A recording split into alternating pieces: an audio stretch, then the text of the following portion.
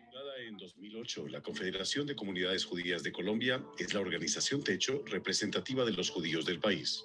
Su misión es salvaguardar los intereses de la comunidad judía, luchar contra el antisemitismo y la discriminación, apoyar al Estado de Israel y establecer relaciones con todos los sectores de la sociedad colombiana, como el alto gobierno, las confesiones religiosas, organizaciones de la sociedad civil, gobiernos locales, fuerzas de seguridad del Estado, academia y medios de comunicación. Participa activamente en las organizaciones internacionales judías y mantiene estrechos vínculos con las comunidades del continente. La Confederación lleva a cabo actividades de Tikkun Olam, cumpliendo con uno de los preceptos básicos del judaísmo: reparar el mundo. La CCJC, un proyecto en construcción permanente al servicio de la comunidad judía de Colombia.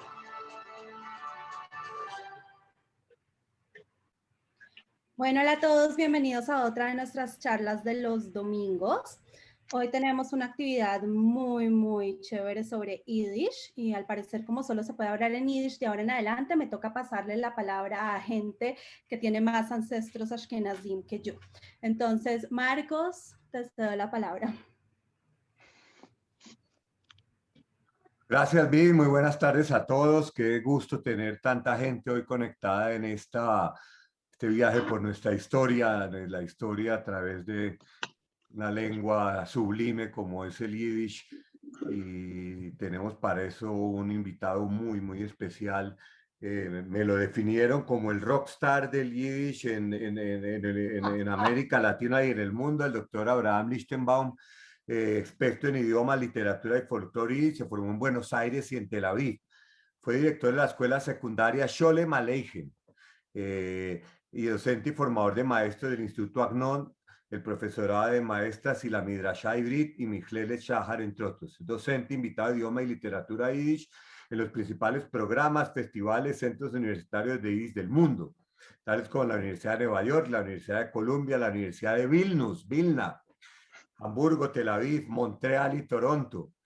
Y desde 1994 es el director general de la Fundación IWO. IWO es una fundación fundada hace 90 años en la ciudad de Vilna, capital de Lituania, donde conduce los programas públicos en Yiddish, música y cultura. Pero también el doctor Abraham ha aceptado y de verdad le damos una muy bienvenida, muy generoso con darnos esta charla esta tarde acá sobre el Yiddish. Pero también invitamos a nuestro muy querido rabino Yoshua Rosenfeld, cuya comunidad y muchas comunidades del mundo para el Yiddish es una lengua viva aún.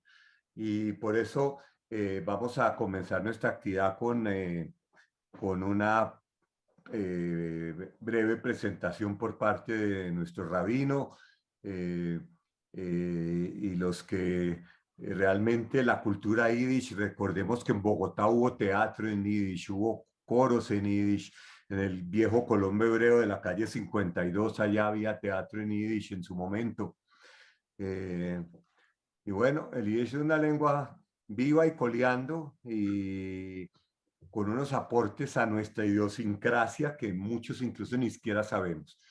Entonces, ya sin esto y dándoles la bienvenida a todos de parte de la Confederación de Comunidades Judías de Colombia, la Sociedad Genealógica Judía Colombiana que dirige Elia Halstuch y la Fundación IWO, le doy la palabra a nuestro querido rabino Yoshua Rosenfeld. Guten Tag, Herr Rabbinen. Muchas gracias. Don Marcos, bienvenido. Reb Avram, qué honor compartir pantalla con usted. Gracias, Lía. Gracias, Vivi. Me imagino que me escogieron a mí para comenzar hoy, porque justo nosotros hablamos Yiddish a nuestros hijos desde chiquito y en nuestra casa hablamos Yiddish. Y qué honor y qué zhut poder hablar Yiddish. Interesante. El pueblo judío vivía muchos idiomas a través de la historia. O sea, Yiddish, ladino, arameo, etc. Pero el único idioma que tenía el nombre santo, Yiddish, que pertenece al judío, es el idioma de Yiddish. O sea, tiene cierta santidad hasta que los rebes más grandes hablaron en Yiddish. Y interesante, originalmente dicen que comenzaron a hablar Yiddish para no aprovechar el hebreo para cosas mundanos y por eso hablaron Yiddish. Pero Yiddish es un idioma que está lleno de mucho santidad y lo llamamos con tanto cariño Mameluschen, el idioma de la mamá, el idioma del corazón de cada uno de nosotros y la belleza de Yiddish y el sentimiento de Yiddish. Solo un chiste chiquitico que pasó, que nosotros pasamos por eso cuando Mendel, mi hijo mayor, todavía fue chiquito. La primera vez que fuimos a New York y le decimos, Mendel, maja broche, Mendel, diga una braja antes de comer. La respuesta de él fue, ¿lo hago en español o en Yiddish? Si digo Baruch Ata o Baruch Ata. Baruch Ata para él fue español y Baruch Ata fue en Yiddish. Pero, señores, no hay como la santidad de Yiddish. Yiddish tiene tanto bendición. Yiddish tiene, hasta que en una época pensaron que se acabó Yiddish, hasta que los grandes Yiddishistas hicieron todos esos plays y recuerdos pensando que ya se está acabando Yiddish. Y renació Yiddish porque la gente quiere estudiar tantas cosas de los 1000 años de la historia ashkenazí en su texto original Yiddish. Que Dios nos bendiga, que no solo hablamos Yiddish, sino pensamos Yiddish. Yo sé que todos los que están en el Zoom piensan Yiddish, pero vamos a hablar Yiddish y compartir santidad y bendiciones. Muchas gracias. Y otra bendición del bendito Zoom, que nos está dando la oportunidad de aprender de una persona tan ilustre y aprender un idioma casi santo, Yiddish, que nos va a dar mucho Yiddishkeit. Muchas gracias. Empiezo. Señor Rabino, una bendición en Yiddish para los que estamos aquí atendiendo esta charla tan especial. ¿Sabes qué? En vez de dar una bendición en Yiddish, les voy a dar unas expresiones en Yiddish sobre decir la verdad, porque lamentablemente se está perdiendo el amor a la verdad. En Yiddish se dice, der beste Liegen ist der Emes. La mejor mentira es decir la verdad. Después, un dicho en Yiddish, a Ligner darf haben a guten Zikoren. Un mentiroso tiene que recordar bien. Después, o sea, hay tantos dichos en Yiddish, pero lo más lindo es, hay un dicho en Yiddish, ehrlich ist schwerlich. Ser honesto es un poquito difícil. Hay un dicho en Yiddish, Afinganef brennt dem Hittel. O sea, el mentiroso siempre tiene su sombrero quemándose. Hay tantos dichos en Yiddish. Dirike soll der Eibeste allem im Menschen. Que Dios bendiga a todos. Yisa Adonai pono velecha v'yosem lecha sholem. Voy a repetir la bendición de los Kohanim. En Yiddish, como dijo mis hijos. En Yiddish, yo soy Kohen. Yivarechecha Adonai v'yishmerecha. Yair Adonai ponav elecha v'chuneka. Yisa Adonai ponav elecha v'yasem lecha sholem. Man soll shem zoiche sein zum Moshiach Tzidkeinu bekorev mamish a guten Tag. Amén. Danke schön. Doctor Abraham, ya lo presenté, tiene usted la palabra, por favor. Doctor Abraham Lichtenbaum, un gran honor tenerlo a usted acá con nosotros. Gracias por estar en Colombia, si usted es de Buenos Aires, bienvenido. Para mí es un placer compartir pantalla. Esperemos alguna vez un encuentro presencial, o en Buenos Aires, o en Colombia o en Israel. Y yo les agradezco la invitación y voy a comenzar completando un poco la idea de un querido amigo que el Zoom me permitió conocer hoy a la tarde, el Rebbe Yoshua.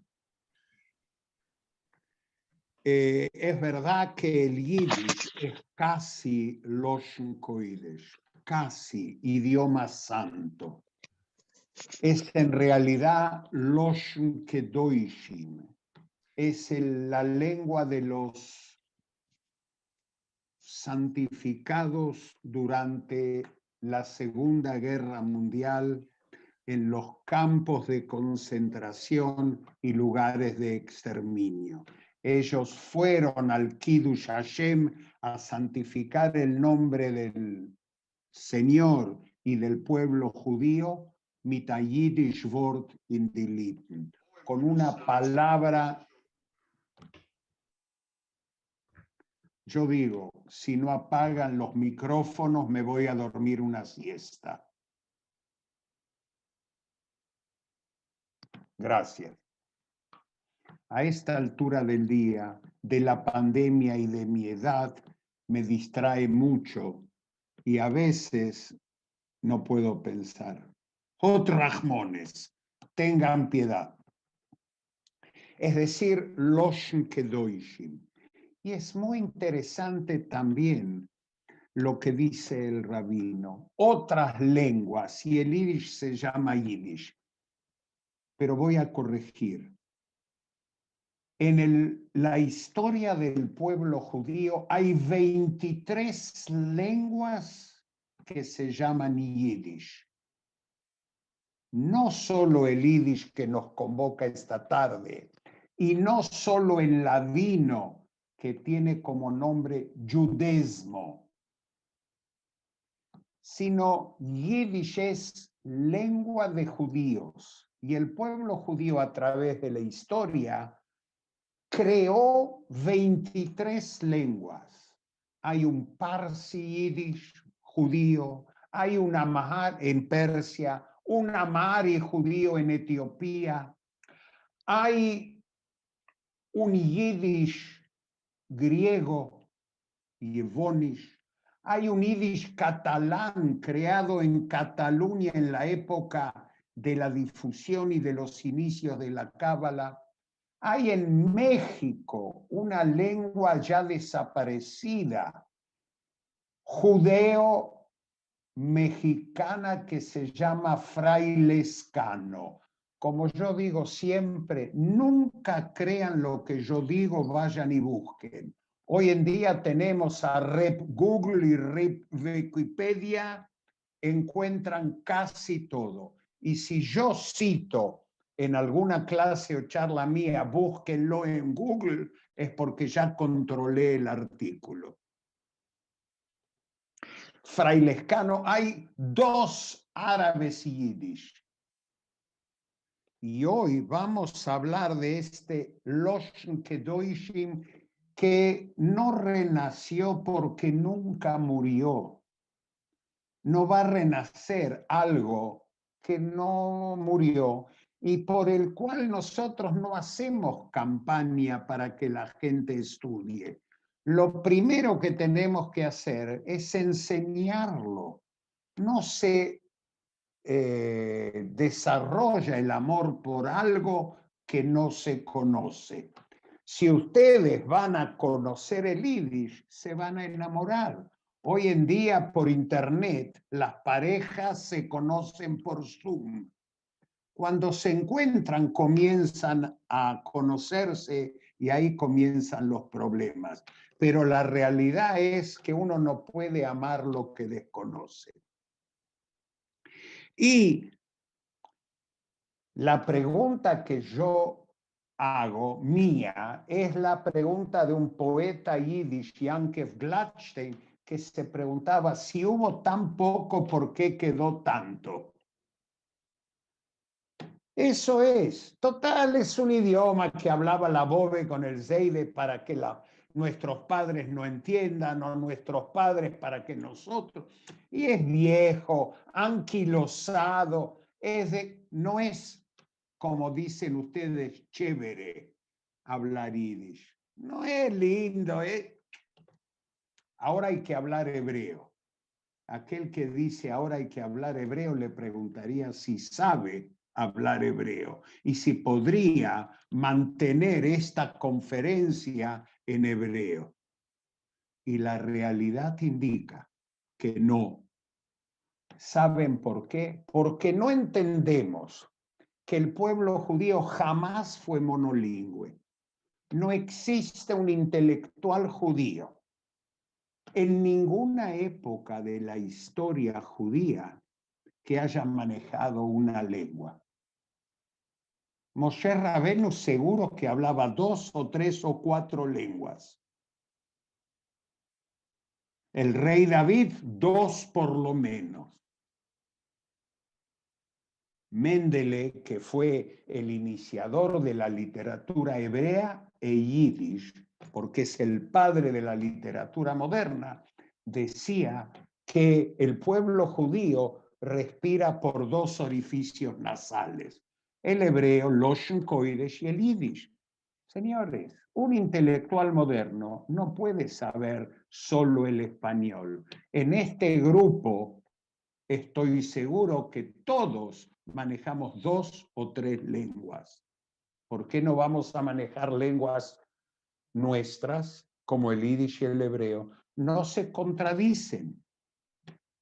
Hace un par de meses tuve la fortuna de ser convocado por una subcomisión de la Knesset, del Parlamento en Israel, para hablar por qué el yiddish es un idioma judío y nacional, porque tenemos 2 diputados que cuando se arme gobierno van a lanzar el proyecto de reconocimiento del yiddish. Y hablé en qué idioma les parece. Hablé en hebreo, porque también en Israel piensan que los yiddishistas somos ignorantes, que no entendemos, y yo hablé en un bastante buen hebreo. Así que esa es la realidad. Nuestros abuelos que hablaban yiddish, que habían estudiado en el Heider, hablaban arameo, hablaban Loshen Kodesh, ivrit, hebreish, hablaban ruso, polaco, alemán, rumano, ruteno, ucraniano, lituano, nunca 1 o 2 lenguas. Pero ¿cómo empiezan las lenguas judías? Vamos a entender la importancia de aprender lenguas judías. Yo me voy a referir solo al yiddish. Todos conocemos Oifen Pripetchik, Brenta Feier, Luninstub, Iseis, und der Rebbe lernt kleine Kinderlich, dem Aleph Beis. Y el Rabbi Yoshua estudió en el Heider y estudió en yiddish. Y estudió de la forma que hace 1000 años metodológicamente usamos las lenguas. Usó el Taich. Taich es la explicación. Vayoimer unot gesagt dicho. Adonai el Dio, God. El Moishe zu Moishen a Moisés. Leimor, azoi zu sagen, así le dicho. Las lenguas judías nacen del estudio. Por eso son Taich y no Daich. Como mi querido amigo, ¿dónde está? No veo tu cara. Que es Marcos, ¿no? Marcos habla Daich. Pero Daich hablaban en la calle hace 1000 años. Pero cuando iban a estudiar Jumesh, decían Bereishis inone. Boro od geschaffen, Adonai Gott. El alemán fue la lengua franca de hace 1000 años que se utilizó para explicar un texto. Así se introdujo el arameo, que nosotros somos los únicos que sabemos arameo hoy en día y enseñamos arameo. Porque cuando estudiamos Gemara, el arameo no es otra cosa que la lengua franca de hace 1500 años. Y las lenguas van evolucionando. El yiddish que nos convoca esta tarde tiene 1000 años, pero es una casi falacia. Decimos 1000 años porque ahí comienza el primer brote de diferenciarnos del alemán. Y nos remontamos a esa etapa donde el judío vivía en casi 300 territorios lingüísticos a las orillas del Rin, entre Francia y Alemania. Y como había pogroms medievales e iba migrando de ciudad en ciudad, uno iba llevando el componente lingüístico, porque hace 1000 años, sin Zoom, sin teléfono, sin WhatsApp, uno nacía en una ciudad, moría en esa ciudad, y la lengua se conservaba por generaciones, sin contaminaciones. Si yo voy a seguir charlando con Viviano, con Marcos, a mí me va a costar entender términos que ellos utilizan si yo no tengo un oído preparado para entender y pescar lo que están diciendo. Y seguramente a ustedes les va a costar lo mismo si yo hablo en porteño de Buenos Aires. Las lenguas van acompañando no al hombre, sino al pensamiento del hombre y reflejan lo que el hombre piensa. No hay nada más importante para un psicoanalista que analizar la lengua. Y si hay algún psicoanalista acá, va a entender lo que es la psicolingüística. Pero en esos 300 territorios fuimos paseando nosotros de un lado del Rin y del otro lado del Rin. Teníamos un componente francés, que el francés comenzaba a diferenciarse del latín hace 1000 años, en serio. De este lado de la frontera estábamos en territorio alemán y teníamos el componente germano. El judío incorporó de los dos elementos. Y Alsacia y Lorena, que es un territorio que yo recomiendo visitar, porque aparte del buen vino es muy lindo, y ahí nace el yiddish, entre Worms, Mainz, Speyer, Regensburg alemán y Alsacia y Lorena francés,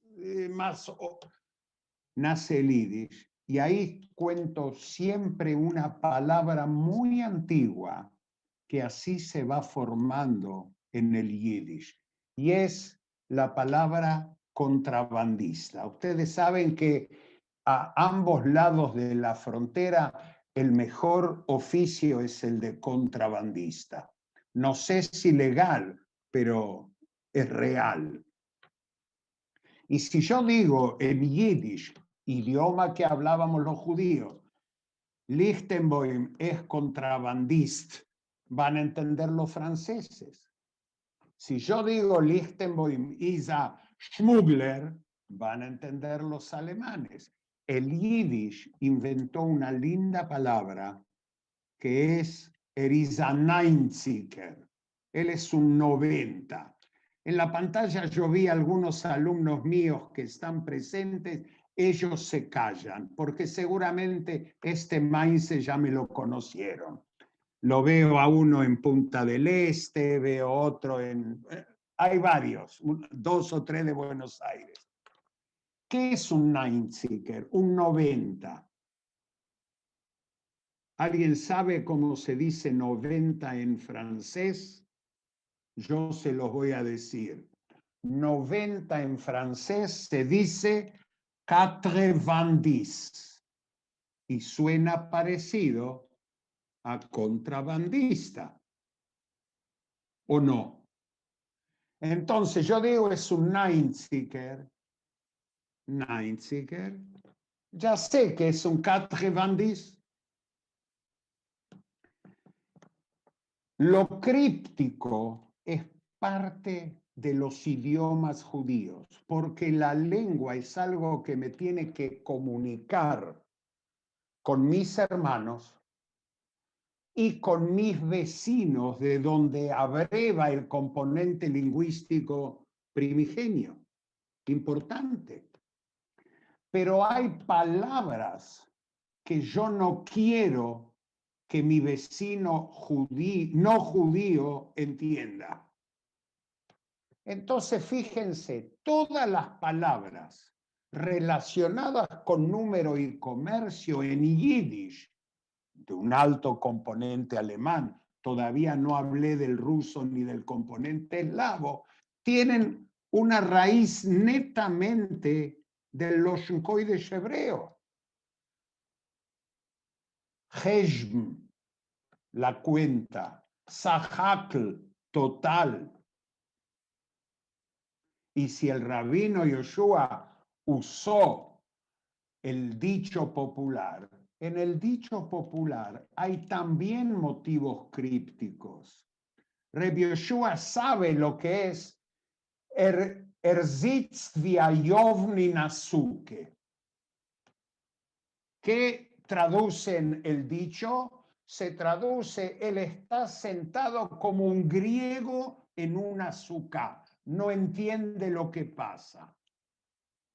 Si yo diese mi conferencia hoy en yiddish o en hebreo, muchos de ustedes estarían sentados, nosotros en Buenos Aires decimos, como perro en cancha de bochas, que recibe los bochazos y no entiende lo que pasa.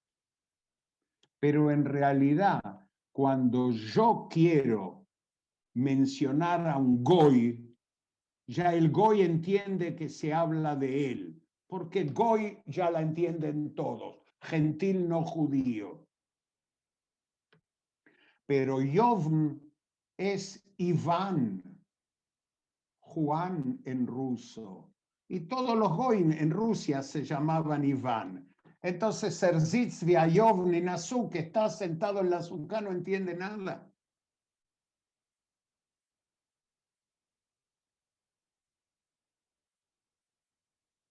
Y como estos casos, hay miles.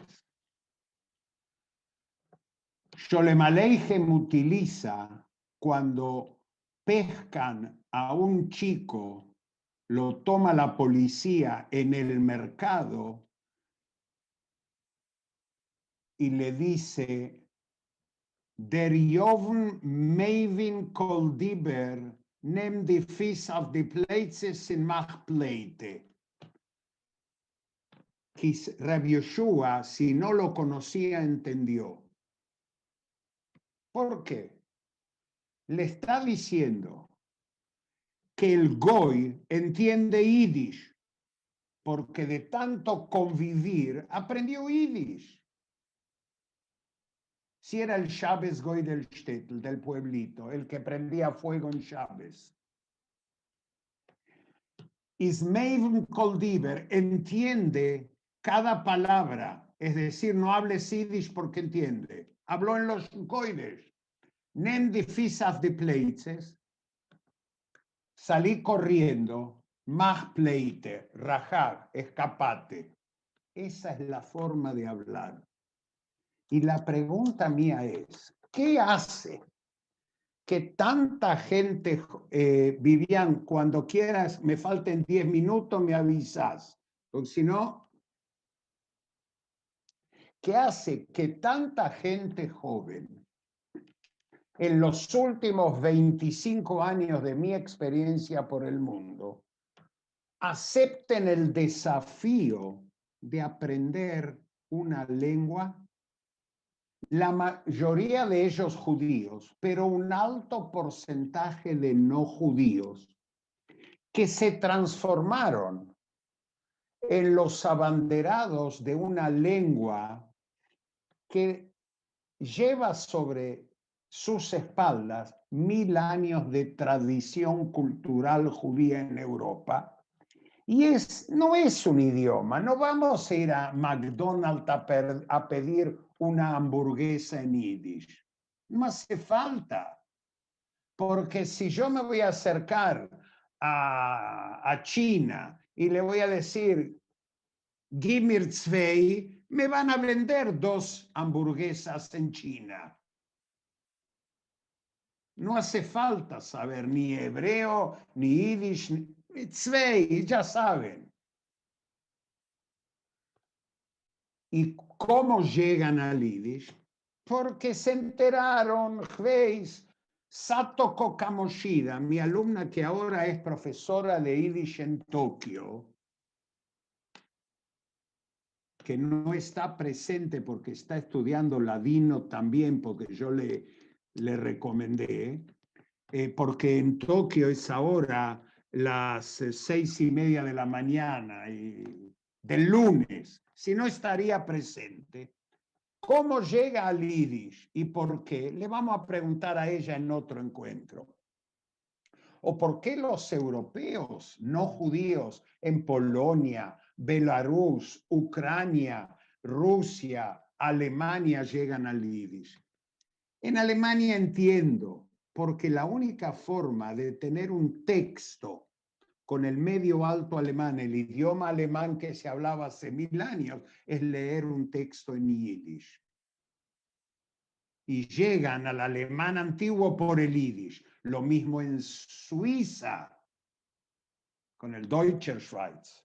Y yo envidio a mis alumnos suizos, porque ellos hablan con la bobe en ese dialecto suizo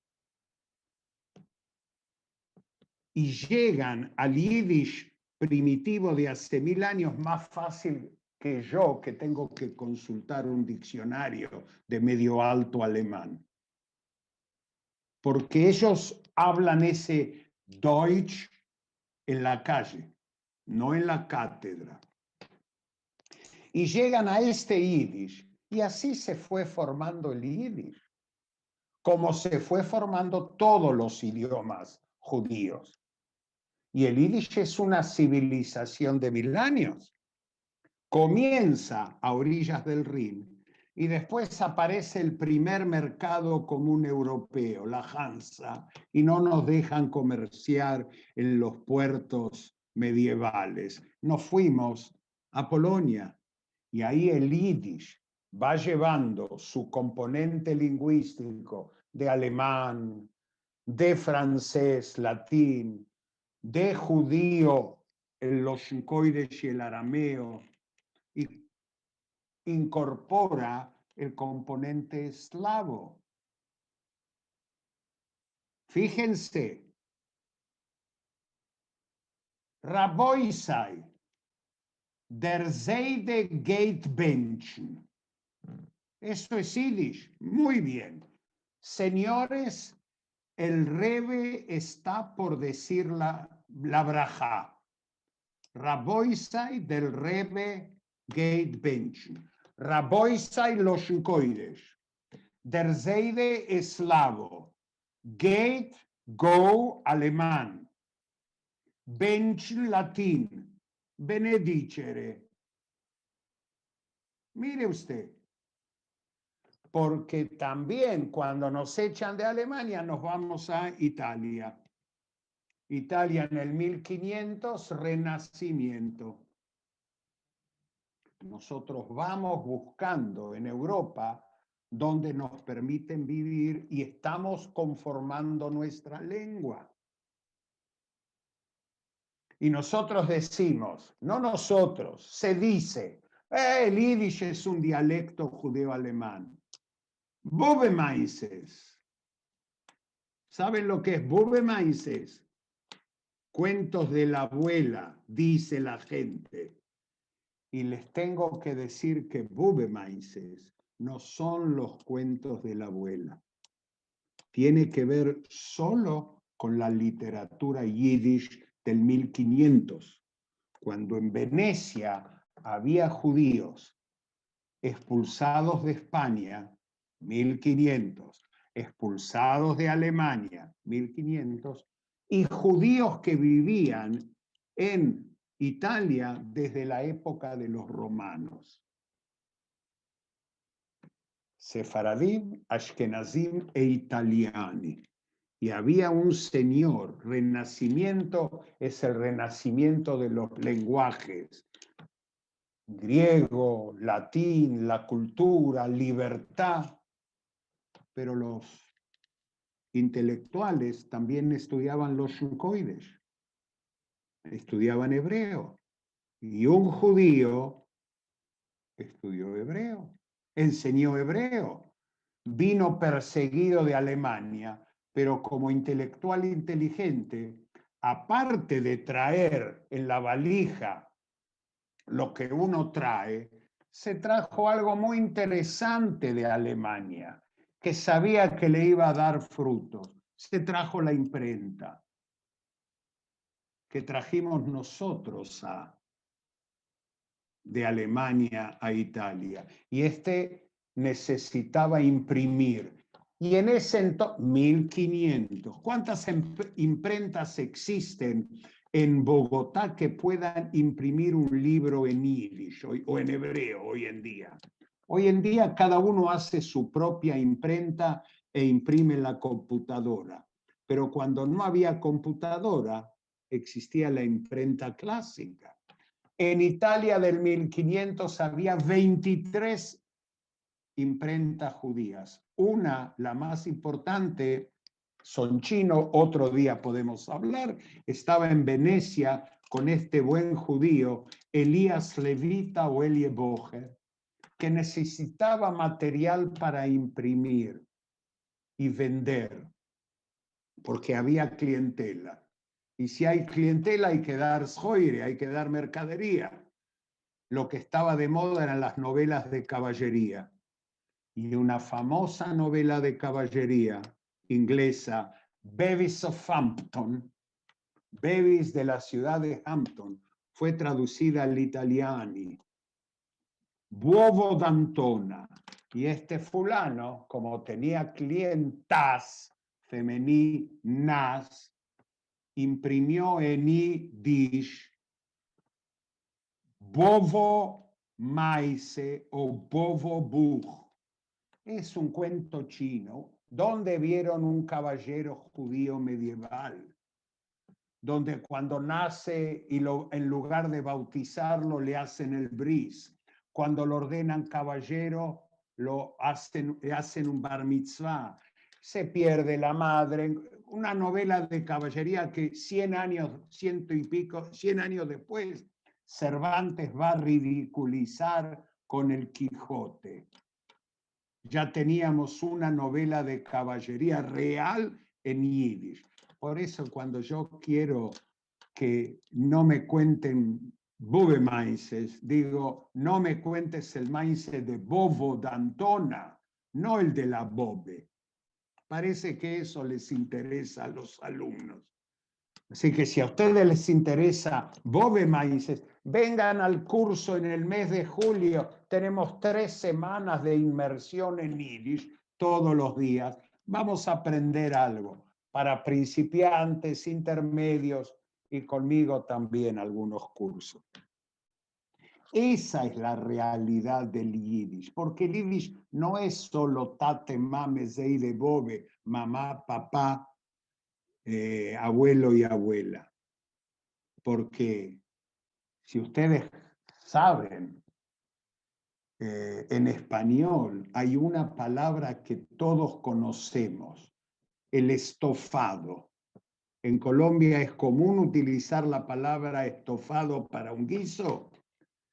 Vivian me dice que sí, pero si yo le voy a decir que estofa es cocina y es la traducción del italiano en el 1500 de una comida que judíos comían caliente en Shabbat y que era el estofado judío llamado chunt en yiddish y jamín en sefardí, el estofado nuestro es la comida judía que les enseñamos a hacer de cocción lenta a los italianos. No me crean, busquen en cualquier enciclopedia gastronómica y lo van a encontrar. Vivian, no te escucho, estás hablando. Decime qué. No querías hablar. Pensé que querías acotar algo. Es decir, y ni que hablar. ¿Alguno conoce el nombre Sprinze en Yiddish? Anu Marianne Schock mit dem Kopf. ¿Conoce Sprinze? Una de las hijas de Tevye, en El violinista en el tejado. Tobías el lechero de Sholem Aleichem, se llama Sprinze. ¿Saben qué significa Sprinze?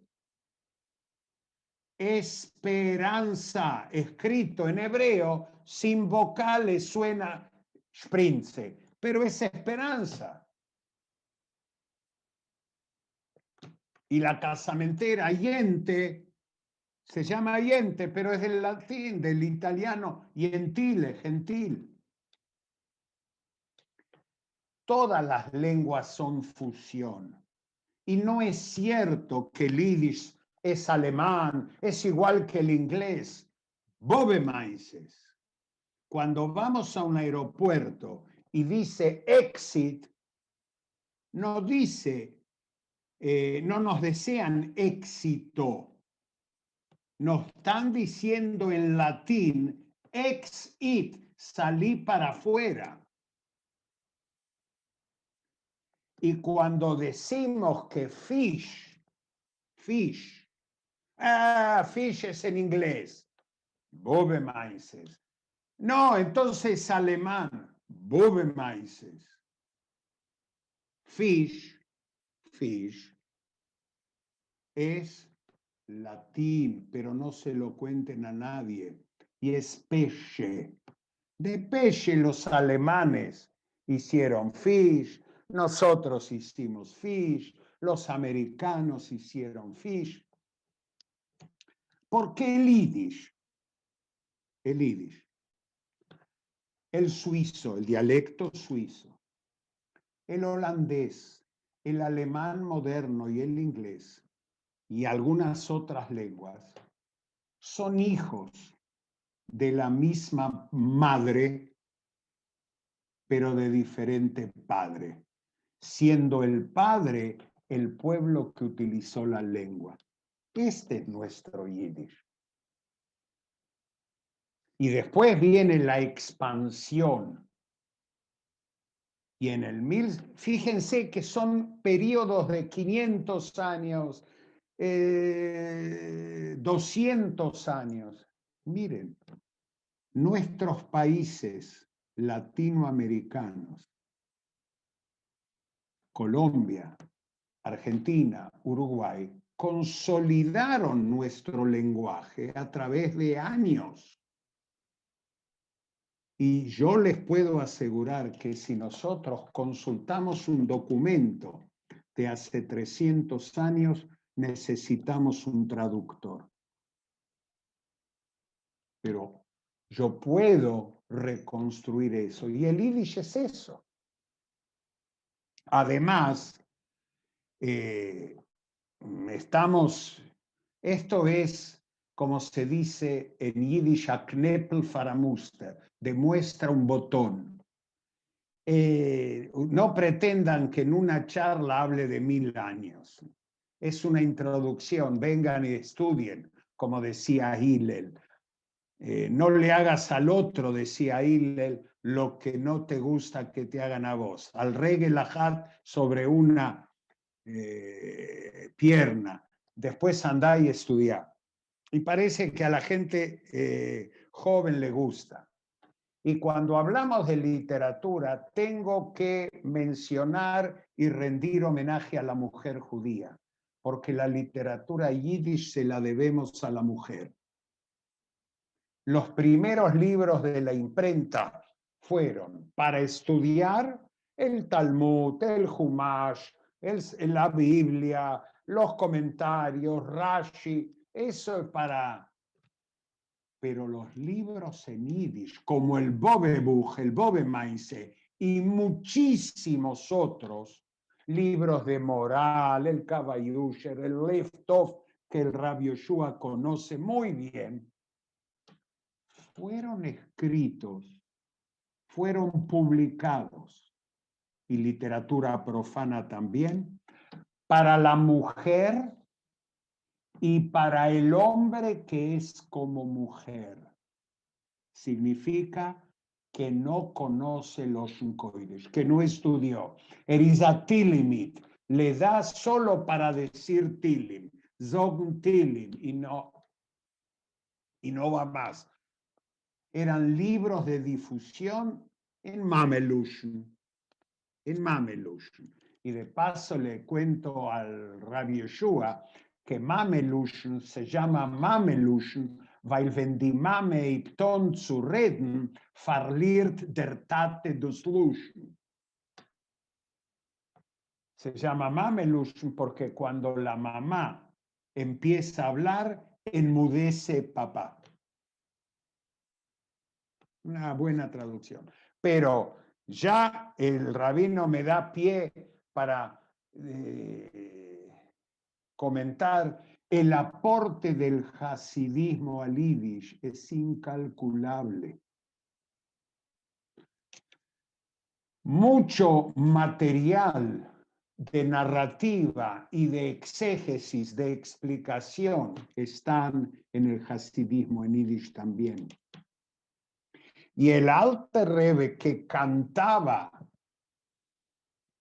en ucraniano, y Rabbi Yoshua seguro que lo va a cantar mejor que yo lo voy a cantar en yiddish. Cuando el Rebbe cantaba Sin nicht du kann noch nicht du kann morgen, sin noch du a Kapitschkele ein, stört es nicht mit Sorgen. Lo cantan hasta hoy en día, Rebbe. ¿Usted lo canta en ucraniano o en yiddish? Ucraniano. La traducción al yiddish estaba tan encantado, la hizo un ideólogo judío comunista, interesante, Chaim Zhitlowski, porque le encantaba el hedonismo posmoderno de esta canción. Sin mujer no tendríamos comienzo de la literatura yiddish. Sin el hasidismo no tendríamos el maise, el cuento, el aprendizaje a través del cuento y el taich.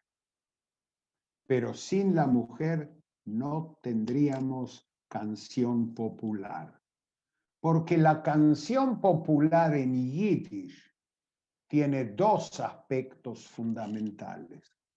Una, había un jester, un Badchen, un Spielmann, un transhumante actor que venía y contaba cuentos, un storyteller.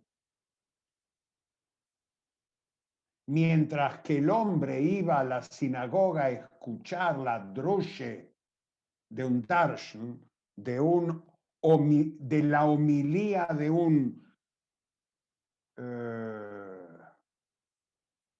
profesional,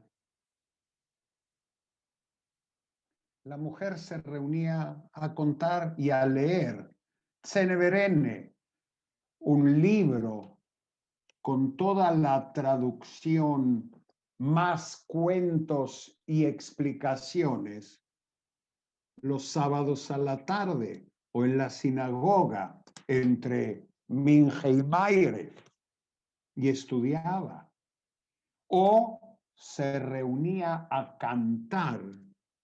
El hombre iba al Beis Medrash, iba a la casa de estudio, y la mujer cuando iba a lavar ropa, cantaba y contaba.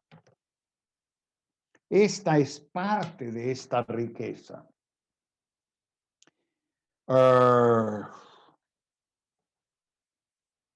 No sé, ¿cómo andamos de tiempo, Vivian? Decime, así me organizo. Va bien, Siga. siga. Pero si quiere dejar espacio para preguntas, demos de unos últimos. Sí, claro, me gustaría responder preguntas. Entonces, Y nos unos minutos quedamos más. unos 5 minutos minutos más. Dale. Está bien, está bien. Es decir, fíjense, no empezamos a hablar siquiera de la moderna literatura yiddish.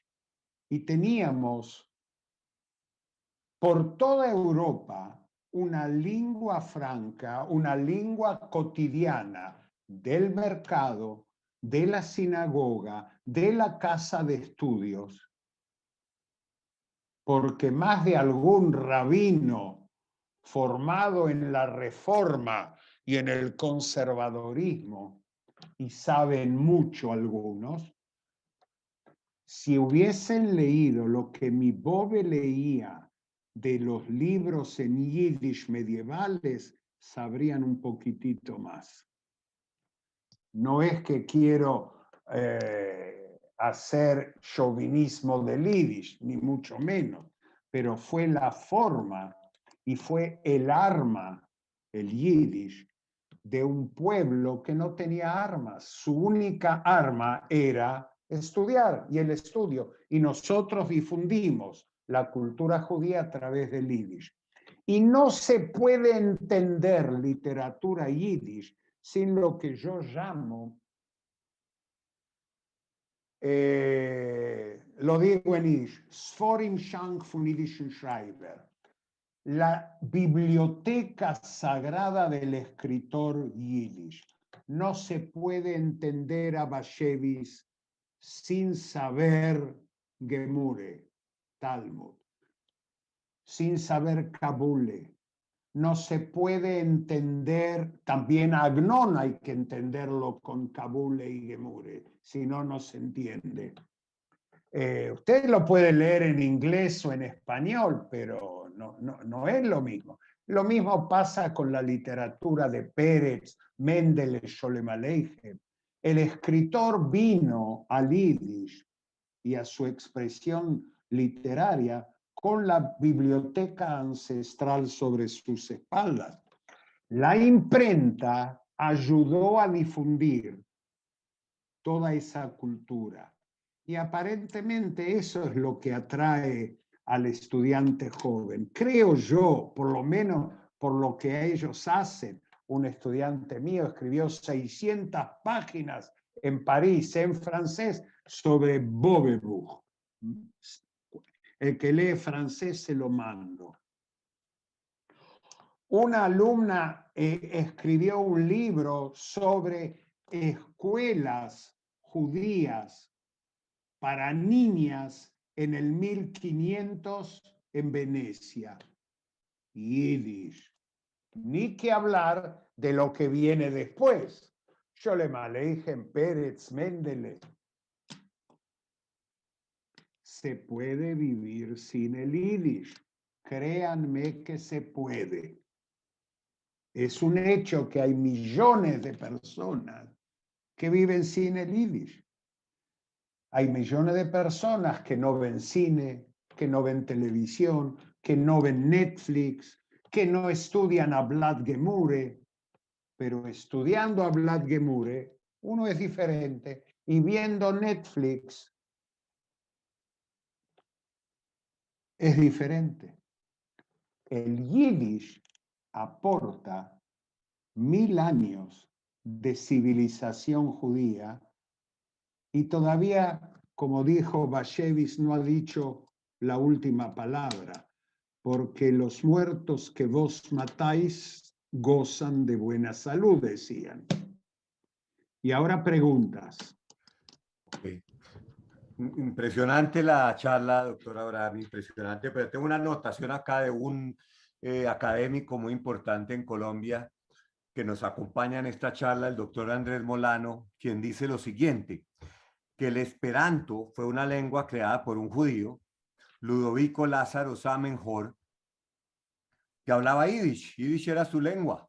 ¿Qué tiene que decir al respecto, doctor Abraham? Primero, yo intenté en mi adolescencia aprender esperanto, pero por Zamenhof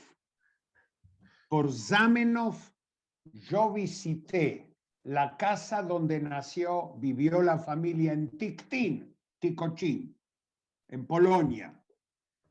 Visité el cementerio judío de Varsovia y le puse una piedrita a la tumba de Zamenhof. Señores, ojalá algún día, Beajarita y Amim, al final de los días, cuando venga el Mesías, podamos utilizar Esperanto. Y hay otra lengua que también quiso ser un lenguaje universal. Gracias, doctor Abraham. El señor Rabino, por favor, Alfredo Goldschmidt. Vivi el micrófono. Reb Avrom, es ist eine Mechaie, euch zu hören, aber ich habe eine dicke Kasche. Un placer. Realmente. Vamos, al calle. Un placer, un gusto intelectual y espiritual. Pero tengo una pregunta de base. No la tomemos a mal, pero simplemente quizás a través de la pregunta puedas aclarar más. Yo entiendo que hay dos grupos que pueden ver en el Yiddish realmente un valor trascendental. El grupo que está estudiando, el grupo hasídico, que viven el Yiddish, no lo estudian, sino que lo viven. Después está el grupo de intelectuales que quieren conocer la historia, la lingüística en su verdadera dimensión. Entonces, para entender realmente la cultura de nuestros ancestros Ashkenazim, el Yiddish es un gran aporte. Pero si dejamos a esos dos grupos de lado, el Yiddish de alguna manera está atado a la vivencia judía. Un muchacho de 20 años, de 25 años, que vive la realidad colombiana, argentina, gringa, y no tiene el contacto a través de la vida religiosa, no tiene el contacto a través de la vida tradicional, ¿qué le va a aportar el Yiddish? Él no se va a conectar.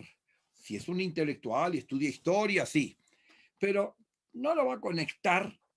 Entonces, siento que el Yiddish quedó como esquinado para los que son frim. Bueno, yo tengo, no sé si tengo respuesta, no sé si tengo respuesta al calle, a una cuestión, a una pregunta, pero voy a intentar. Primero quiero corregir, el Yiddish no es un valor. Porque un valor hoy vale y mañana no vale. Así que es hermenéutico, es de interpretación. Pérez no había escrito ni una palabra en Yiddish y lo primero que él escribe dice, el Yiddish se murió. Y estamos en 1870 y tantos. Se viene agonizando desde 1870 y tantos hasta 2022. Es evidente que hoy en día nadie va a estudiar Yiddish si no es por una revelación, porque le interesa intelectualmente, o como los hijos de algunos hablan Yiddish, porque son religiosos o no. No importa. ¿Y qué? Se lo pierden ellos.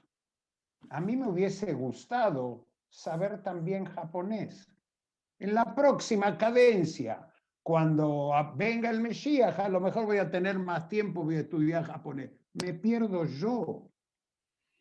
Yo tengo que leer poesía japonesa traducida al Yiddish por Moishe Broderson o al castellano. O tengo que leer cuentos escandinavos en la versión de Borges. Es así. es lo que yo resumí en una palabra: nadie va a ir a pedir una hamburguesa en yiddish. Pero siempre, en cada generación hay Lamed Vav Tzadikim. Hay 36. Señores, Pérez una vez ya después cambia y se hace neojasídico en el siglo XX, en 1901, y le enseña el valor del hasidismo a Martin Buber, a Elie Wiesel, que Elie Wiesel es otro cantar. Pero Pérez viajaba por los shtetles y daba charlas y le gustaba charlar con la gente.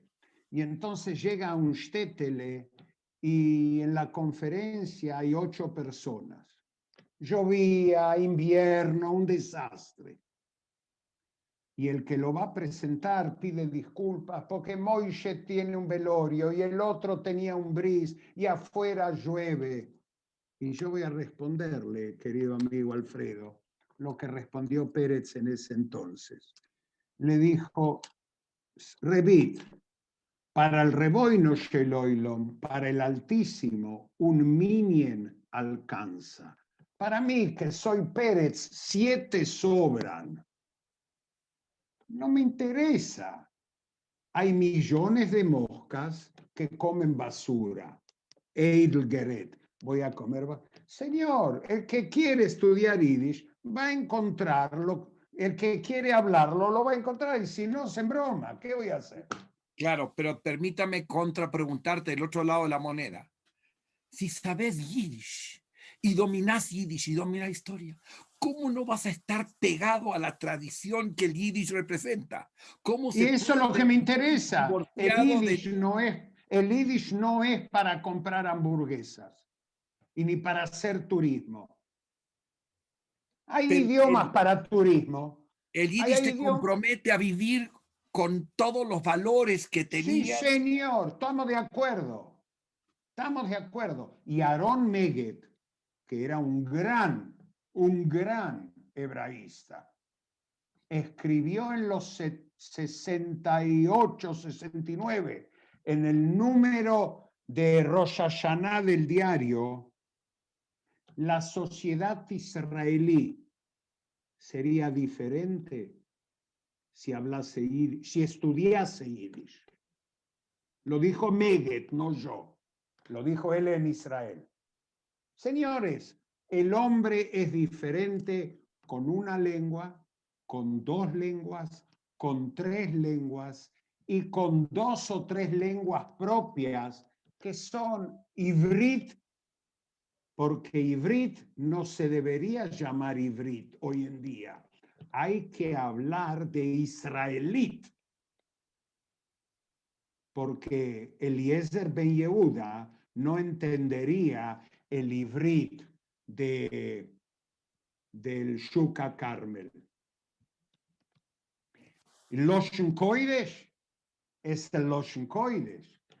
Judesmo es judesmo. Yiddish es yiddish. ¿Qué va a hacer? No me molesta. Con 7 me alcanza. Me darf nicht. Doctor Abraham, preguntan quién es Pérez, que lo mencionaste tantas veces. Y L. Pérez es un escritor, uno de los primeros escritores de la literatura yiddish, de los clásicos. Nació en 1852, murió en 1915, fue abogado de profesión. El primer universitario que se dedicó al yiddish. Publicó mucho. Yo recomiendo, léanlo. Lean Pérez. Se van a encontrar con un mundo nuevo. Muchas gracias. Yo tengo una pregunta que relaciona un poco con lo que decía el rabino Alfredo Goldschmidt, y es esta. ¿Por qué la animadversión al yiddish por parte de personas como Moisés Mendelssohn o por parte del mismo movimiento sionista? ¿Y por qué incluso en los comienzos del Ishuv fue el debate ese que el hebreo era el renacimiento y el yiddish era el gueto? Si me das 2 encuentros, hablo de la historia de Moshe Mendelssohn, pero en 2 palabras, Moshe Mendelssohn le molestaba el yiddish porque él era fino, gente como uno, universitario, académico. Los ostuden piojosos vienen a empiojar nuestro idioma alemán santo y no tienen idea el favor que nos hizo, porque él tenía un maestro que le enseñó judaísmo de la misma ciudad donde era Pérez, Zamol. Y él sabía mucho y tradujo la Biblia al alemán para que los judíos aprendan alemán. Y efectivamente así fue. El alumno de la yeshiva compró a Mendelssohn, aprendió alemán, se conectó con la cultura alemana y transformó el proyecto Mendelssohn en la literatura yiddish, porque era una forma de acceder a los románticos alemanes. Quisiera pedir respeto a Mendelssohn, no le pueden decir Moisés. No, momentito. Moses Mendelssohn. Momentito. Moses. Sin embargo, quiero decir algo. Cuando yo estuve en Berlín, yo tengo una... En la tumba de Mendelssohn. Exactamente. Yo estuve también ahí. En la verdadera y en la estatua, porque está en el cementerio y en la plaza. Yo le rendí homenaje en Berlín a Moses Mendelssohn, es verdad, porque nos hizo judíos contemporáneos. Sin Mendelssohn no seríamos lo que somos hoy. Y a Jonas, a la primera mujer rabina, que está a 2 cuadras a la vuelta, 1 cuadra y media, en Berlín, de la tumba simbólica de Mendelssohn al lado de la sinagoga. Y así como le rendí homenaje en Wrocław, Breslau, la cuna universitaria alemana de la Reforma, a un judío, ¿cómo se llama? Muerto en un duelo, que le enseñó judaísmo a Marx, se me fue de la cabeza, muerto en un duelo, no, a ver quién me ayuda, enterrado en Wrocław, Ferdinand Lassalle. Ferdinand Lassalle.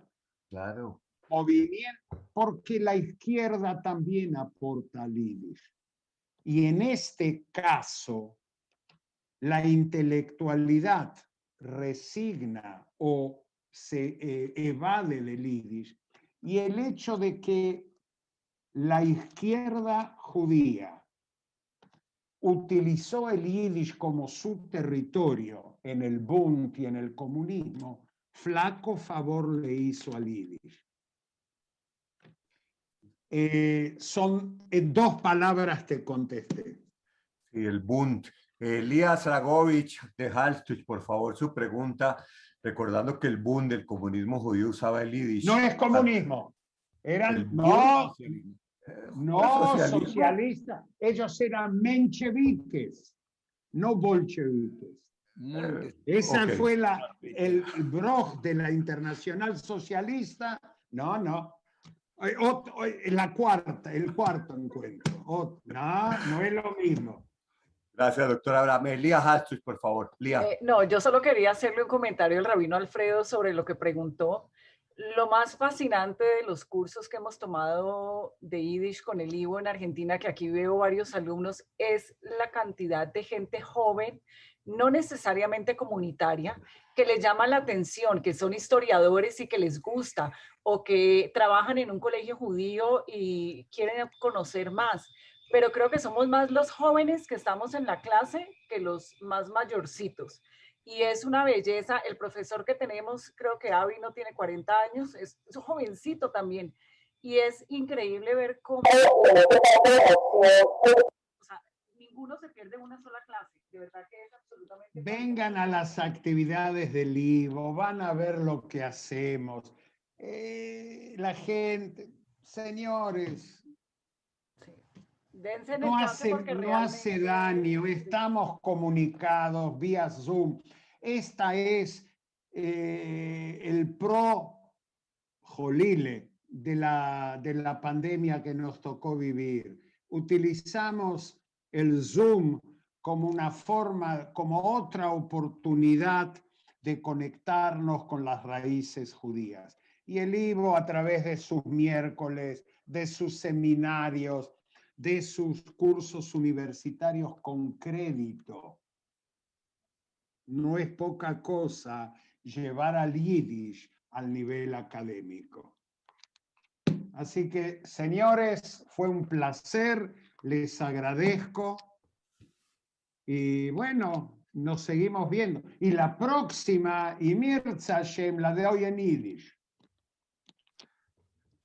Pero bueno. Bueno, Abraham, muchísimas gracias. La verdad, la gente está fascinada con esta conferencia. Yo pude ver las caras en la pantalla, los comentarios que han puesto en el chat, incluso los Ahora debates. los voy a leer. Incluso Hay los debates que 71, tuvimos aquí. más de 70, pero Sí. yo no puedo Se los leer. hacemos llegar, Abraham. se los hacemos llegar, se los hacemos Sí, llegar ahora. por favor, por favor. Sí. Realmente un placer.